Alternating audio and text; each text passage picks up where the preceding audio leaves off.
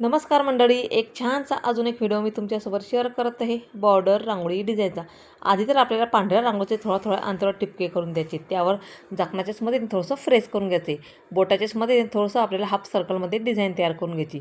आता जे एक डॉट सोडून आपल्याला दुसऱ्या डॉटमध्ये दोन कर असं एक एक टिपकावर असे 3 डॉट आणि साईडला 3 डॉटमध्ये एक डॉट असं 5 डॉट इथं आपल्याला तयार करून घ्यायची। चमच्याच्यामध्ये आतमध्ये ओढून घ्यायची, त्यावर आपल्याला पांढरी रांगोळी आणि आतमध्ये आपल्याला 3 केशरी कलरचे डॉट ठेवून द्यायचे। आता जे शेवटचं सर्कल आहे तिथं आपल्याला 3-3 डॉट तिथं ठेवून घ्यायचे आणि चमच्याच्या मधून आपल्याला डिझाईन तयार करून घ्यायची। तिथं सुद्धा आपल्याला एक केशरी कलरचा टिपका ठेवून द्यायचे।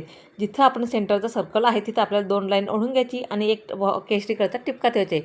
अवतीभोवती आपल्याला पांढऱ्या रंगाचा एक एक टिपका ठेवून पेन्सिलच्या मदतीने एक आत आणि एक बाहेर बाजू ओढून अशी लांब लाईन तयार करून घ्यायची। आतमध्ये केशरी कलर करून पांढरा कलर ठेवून द्यायचे।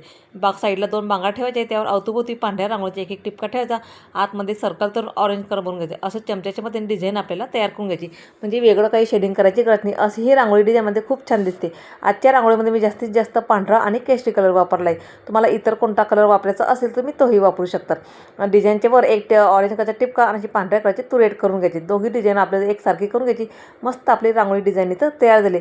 तर तुम्हाला माझी आजची रांगोळी कशी वाटली कमेंट्स करायला विसरू नका। चला तर मग भेटू पुढच्या व्हिडिओमध्ये, तोपर्यंत बाय।